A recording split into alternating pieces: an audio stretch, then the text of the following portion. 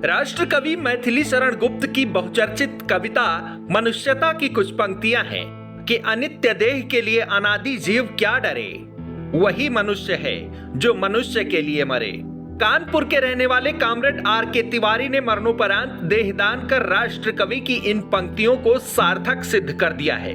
IIT से सेवानिवृत्त 83 वर्षीय कर्मचारी, नेता और समाज सेवी R.K. तिवारी की यह अंतिम इच्छा थी कि मरणोपरांत उनका देहदान किया जाए और उनकी इस अंतिम इच्छा को उनकी 5 बेटियों ने बखूबी पूरा किया।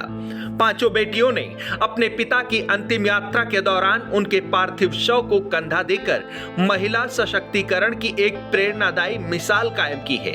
अपने पिता की अंतिम इच्छा को पूरी करते हुए बेटियों ने पिता की देह को मेडिकल कॉलेज में दान कर एक अनूठा उदाहरण प्रस्तुत किया है। यह भावनात्मक और प्रेरक घटना न केवल सामाजिक रूढ़ियों को तोड़ने का प्रतीक है, बल्कि मानवीय संवेदनाओं और सामाजिक जिम्मेदारी का भी परिचय देती है।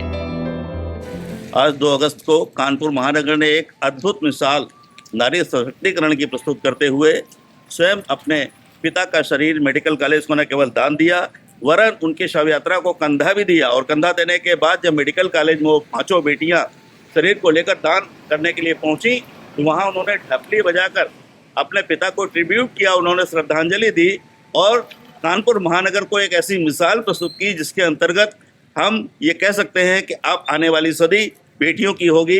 अशोकनगर के 83 वर्षीय IIT से सेवानिवृत्त कर्मचारी, नेता कॉमरेड R.K. तिवारी जी का कल शाम को निधन हुआ था।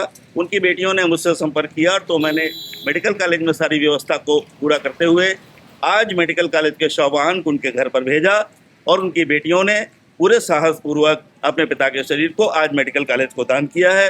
युग दधीचि देहदान अभियान के अंतर्गत ये 303वां शरीर मेडिकल कॉलेज को दान किया गया है।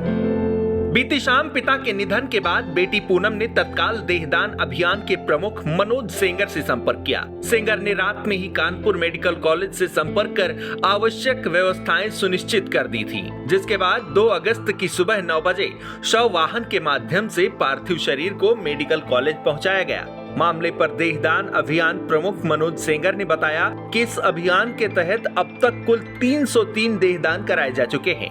यह घटना न केवल कॉमरेड तिवारी के सामाजिक योगदान और उनकी बेटियों के साहस को दर्शाती है, बल्कि समाज में देहदान जैसे पुनीत कार्य को बढ़ावा देने की दिशा में भी एक महत्वपूर्ण कदम है।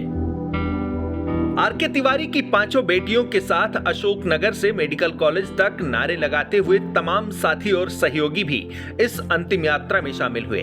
मेडिकल कॉलेज पहुंचकर बेटियों ने डपली बजाकर अपने पिता को भावपूर्ण और अनोखी श्रद्धांजलि अर्पित की, जो उपस्थित सभी के लिए एक मार्मिक क्षण बन गया।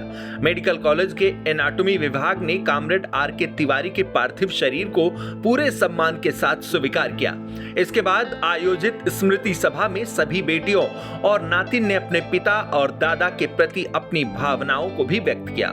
सभा के अंत में 2 मिनट का मौन रखकर पार्थिव शरीर को औपचारिक रूप से दान कर दिया गया।